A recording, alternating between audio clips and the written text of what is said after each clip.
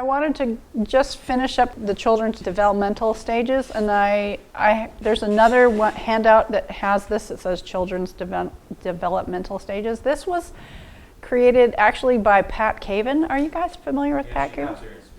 Yeah, I thought she did. I knew she did. She's a really good friend of mine. She's come to Montana as well. She has a lot of the sex education ideas when they come in, so you'll see that in this particular handout. And I liked what she had because she actually had things about what to teach during different ages, and I just thought it was a little clearer even than the last handout that we worked through. So I wanted to just go through that. Very beginning, she says 95% of your personality is set between the ages of 0 and 6. That's like kind of mind-blowing because we don't really see that. We're not really aware of it. And 80% of all you will ever learn is established by age of 6, which I think it's more of how you learn. Like, right. So anyway, so she has 0. So you have this, by the way, a handout, so you can follow along on there, or you could just follow along on here because I have it up here. But anyway, the 0 to 6 months is they seek acceptance, nurturing, and affection. If you think about it, 0 to 6 months, they can't actually move very much by themselves. So they're very dependent.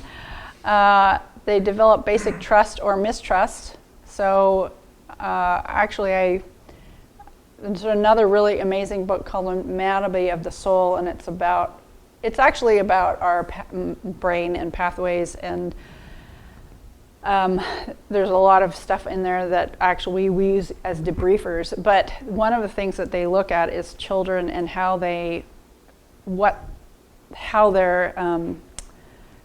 this basic trust or mistrust happens, and it's pretty astounding, and it's heart-wrenching with some of the examples that he gives of when a mother or a parent is like kind of blows up, is not consistent, and how that actually builds mistrust. And so it's so important that we're consistent. And then sees the world as revolving around him or her, because every time they cry, boom, parents come and feed them or change them or whatever it is. Or anyway. So moving on to 6 to 18 months, she called it the hatching, leaving, cleaving, and discovering stage. So mobility and exploration that develops their imagination and fantasy. So a lot of the imagination starts coming out. Realizing mom and baby are not the same, but this is okay. So actually, I think there's a part, I don't remember when it is, but it's like in the 1 to 2 year old range that kids get really clingy, and generally, and I think this is what's happening. It's like they're beginning to realize they're separate and they can be left alone, and so they get really clingy until they feel more confident in that their mom is going to come back and their dad. So they begin to need space and freedom to explore and try things for themselves, him or herself. This is a very messy, curious stage, and the child doesn't understand no. So actually, I think the later parts they do. Earlier, yes. And I think a lot of parents do say no a lot during this time because they're reaching for the hot thing. They're reaching for things that are not good or whatever. So there is a problem if they exhibit if they're passive, like there's no interaction. Actually, I have a nephew. I have 2 sisters, and my second sister had 2 sons, and her second son had this. He had a bunch of, he also had, he ended up having seizures when he was quite young. We're not sure what caused the seizures, but he had seizures, and he ended up having autism. So he's autistic. So he was born 9/9/99. So yeah, so he's like crazy 20 something, but anyway, it's kind of crazy. But he was passive. Or they cry often, like they just cannot stop crying. So sometimes that's their gut and they're allergic to stuff. So I have a friend who her daughter, who's now 24, but when she was a missionary in Thailand, and she could not get her daughter to stop crying, and she couldn't understand. And they finally got to a specialist, and she was like, she's allergic to milk, she's allergic to soy, which were the formulas that were non-milk. It was like so many different problems, which she ended up growing out of, but it was a really hard time. Is this why, especially like the realizing mom and baby are not the same, like especially like for like adopted kids, where there's a lack of mom, why there's an effect on that? Yeah, there's so much more, and I don't know enough to tell you, but the emotional connection isn't there, and that is really, really hard.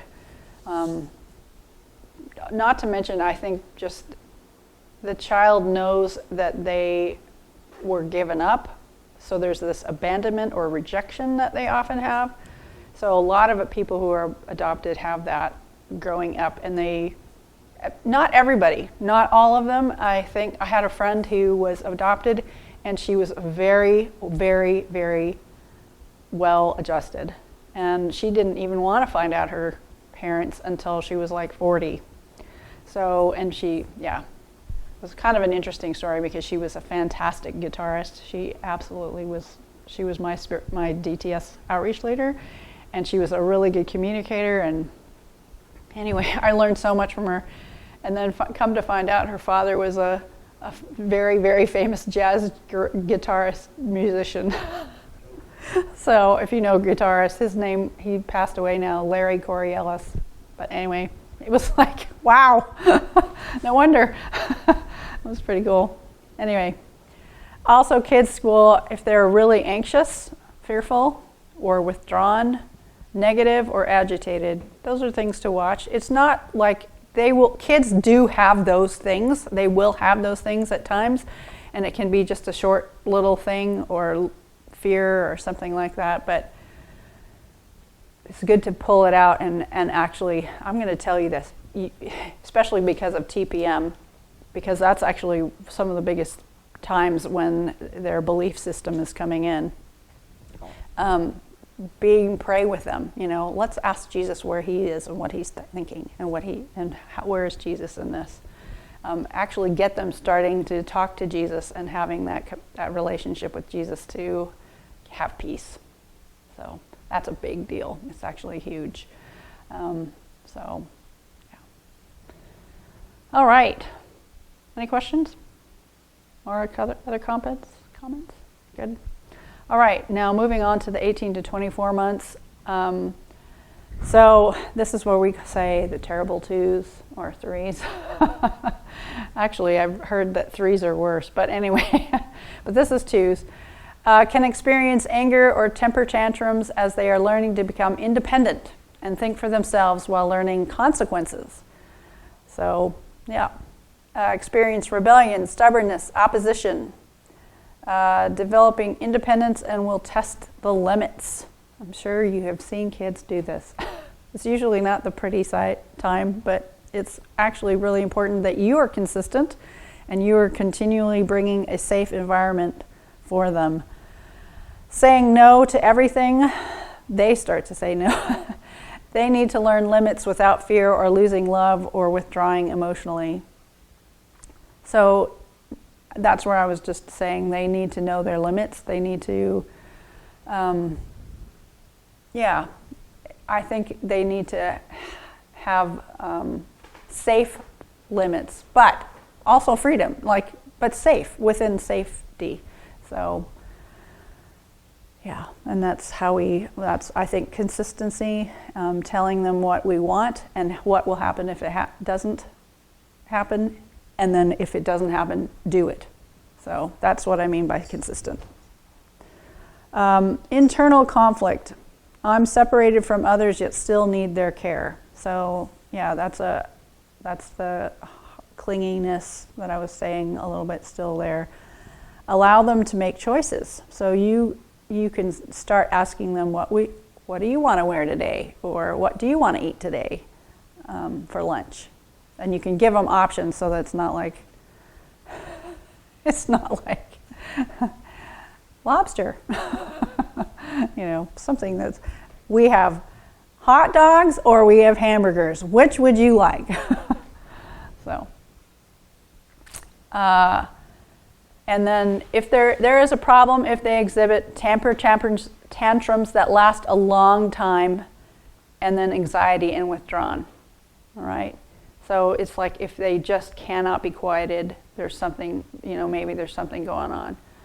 Again, take them to Jesus, bring them into the process. Not just you praying, because that's your relationship, but you bring them into the process.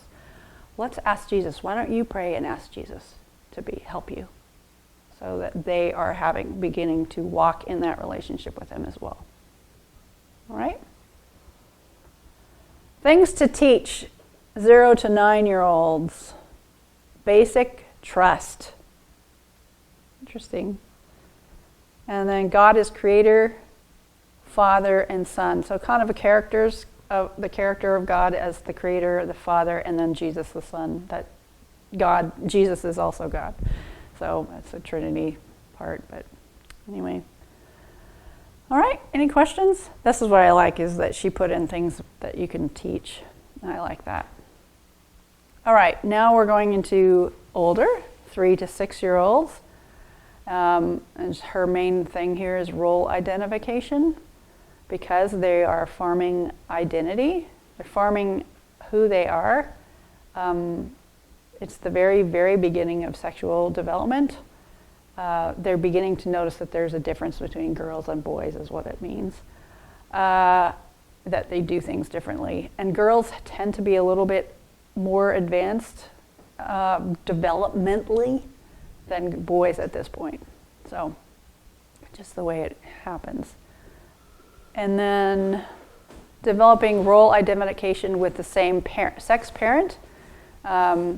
So I ended up hanging out with my mom a lot, and she was, I remember climbing trees, and she would help me climb back down, having conversations with her. Developing competitive feelings toward the same-sex siblings and other children. I don't really remember this because I was the oldest daughter. I don't know. Maybe my sisters felt that way, but I didn't feel that way. Primarily play with the same-sex children. Primarily. We did that in our neighborhood, but there was a little boy that was always around as well, so maybe it was because there wasn't really any other kids, but anyway. Explore own sexuality and become aware of differences between boys and girls. So I don't know if they really are very aware, but yeah, it's there. Again, reality is defined through consequences, because what they see and do is how they gather information. So imitation, copycat. I don't know if you've had that experience where you're with a kid and then you do something and then they do it. And you actually see this in worship sometimes, where the kids are out. A bunch of people are raising their hand, and then the kids are looking at them going, it's so cute. Where was I? I was in church, I think at Mosaic, and I saw a kid doing that, so it was funny. They're very straightforward about what they think. I remember my nephew, I would come over and he goes, okay, we're going to do this. He was very bossy. I was like, okay, Mr. Little Leader here. And they asked many questions. Why is this? Why are you doing that? Why is that? Why is God like that? Have you ever had that before? And some parents get so angry because they're so tired. So maybe you put a parameter and say, okay, right now we're going to rest. And then have time. But have time when you actually do answer those questions, because it's really important. And sometimes I think you can still have questions back, like, what do you think? I think that's good, especially as they get older in the 5-6-year-old range. So I think that's fine, because I have actually had great conversations with 7-year-olds, so they ask a lot of questions. All right, moving into 4-year-olds. This is really, 3 and 4 is really your preschool age. 4 years, issues to be good and to do good. Oh, issues are to be good and to do good. So there's a real right and wrong thing, I think, going on, which I think it's kind of built in there. They, if they hit somebody, they're told, no, don't hit. Throwing stones at people, don't do that, And then it's like, then somebody does it and they go, they're doing it. They're calling them off. So they must be given limits. So again, this is this consistency thing I'm talking about.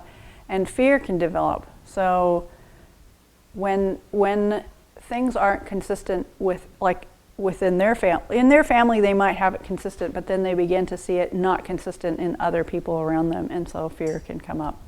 So I think the enemy also kind of sees, to be honest, I think he sees potential in, I don't think he knows the future, but I think he sees the potential in kids, and so he starts doing things to bring fear. So I know it was for me, but anyway. 5 years, they tell everyone what to do. They have questions about the differences between boys and girls. They're beginning to be aware of values about God and that some people disagree. So they're beginning to see that. They have lots of faith if they're in a Christian family. And mom and dad believe this. Well, I believe it too. And so God's going to do it. I don't know if you've ever heard, there's a really cool story, it's actually a true story, where it was a mom and a dad and a little kid, and I'm not sure his age, but he was asking his dad, hey Dad, when are we going to eat dinner? And Dad was kind of distraught because Mother was very sick, like almost to the point of death, and she was in her bed. And it was like a very, very scary time, and so the little boy comes running in, hey, Daddy, when are we going to eat dinner? And he goes, well, Mommy's sick and we're going to have to wait a little, and so he goes, do you want to pray for Mom? And he said, sure. And he put his hand up on his mom, and he says, dear God, thank you for the food, and then stopped, and she got healed. She healed. Because God sees the faithfulness of the heart of children. It was like he's thanking God for the food. It's like crazy. I just love that story. So they have a lot of faith. And so I often will have children pray because I feel like God really hears their heart.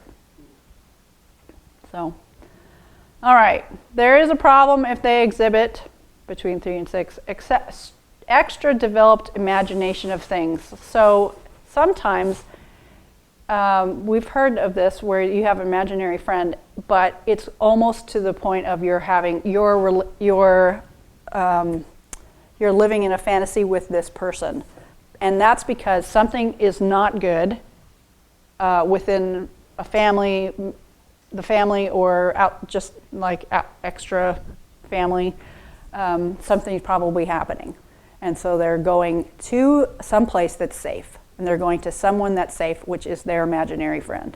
Now, what's the definition of problem in that? Like, hey, there's something up happening? Or yes, hey, probably. they need to get I think it's probably, because I don't think imagination is bad, but I do think that if they're going to that fantasy all the time, it is an indication of something worse. Okay.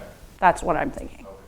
So Imaginary friends and stuff like that, which we often see in movies that describe as something like fun. yeah, well, I think that to a certain degree it's okay, but if they are living in that, that's a problem, because they're escaping something that's going on. It's a way of coping. Have you seen Anne of Green Gables, or read Anne of Green Gables? She had an imaginary friend.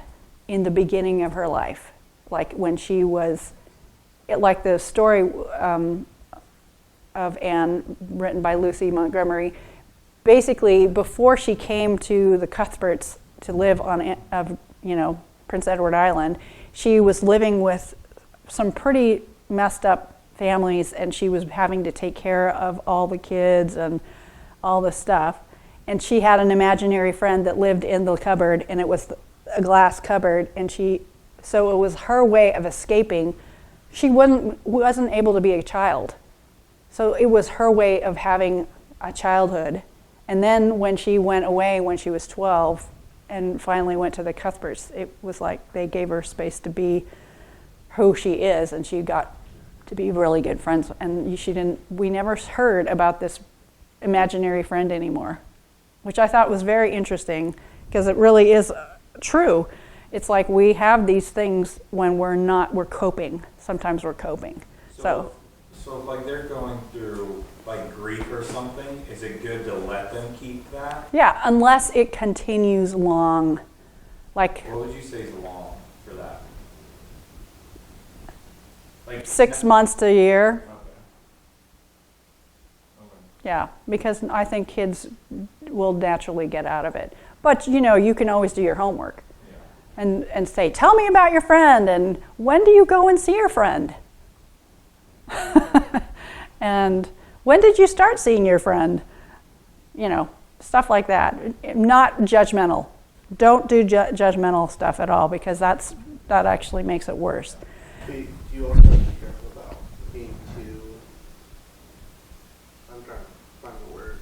Enabling or Yeah, I know what you're saying. You like, oh, that's so fun. Yes, I'm not saying that. I'm saying try to do some detective work very discreetly, non-judgmentally, to figure out what's going on. So, and maybe it's like you went on a trip and somebody did something and you weren't aware of it, that kind of thing. So anyway, this is like going beyond teaching, but anyway.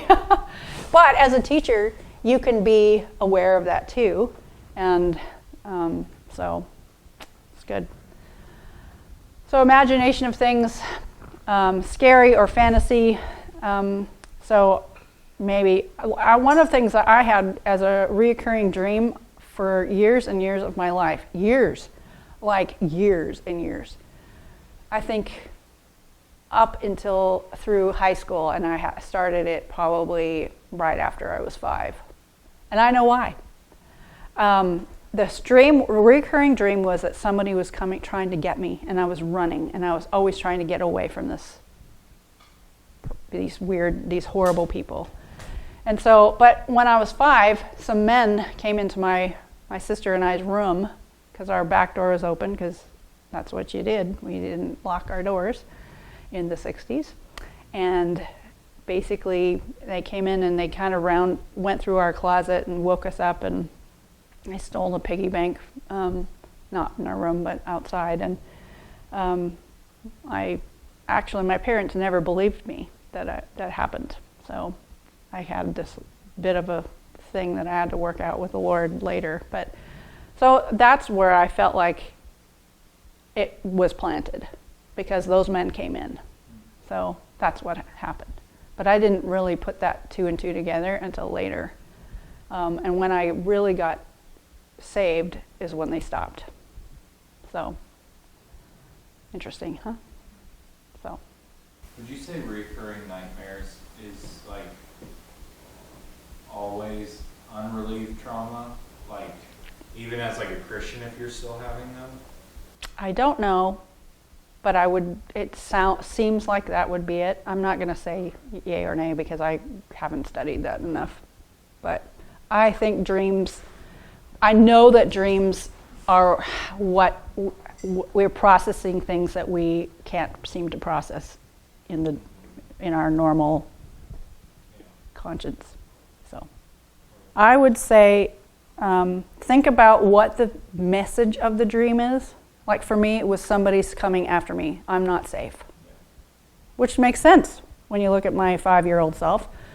So kind of think of that, and then actually ask the Lord, where is this coming from? Ask him, and he'll bring it at the right time in the perfect, and he'll bring some person. It's like he's kind of random with who he wants to do that with, and just ask him to take it away. Yeah. Okay. So that's what I would do. So it seems very simple, but sometimes it's like the thing we don't do, so yeah, okay, good. Also, like extreme separation, of fear of that, anxiety, phobias, and learning problems. So learning problems, I think, is a symptom as well that, comes up. For years, I think I felt like I was really stupid. And I actually think that what happened to me when I was that age really affected my learning. And so when I ended up really surrendering to the Lord, I started getting straight A's. It was so weird. It was just like I don't know what it was. It was like I believed this lie, and then all of a sudden I didn't. And so, but it was because I finally felt like I was loved and I was accepted, and it made all the difference in the world. It's crazy. It's incredible how much that really affects us. But I feel like everybody would tell me they love me, but I wouldn't believe it. So that's why I'm saying take kids to Jesus, take people to Jesus, talk with Jesus about it. Ask, just like TPM, where are you? Where are you? What do you want to say to me? And get that going as young as possible. So there probably will be these ups and downs of, do I really hear Jesus and do I really hear God? And that's all a part of the journey, and it's okay, but it's part of it.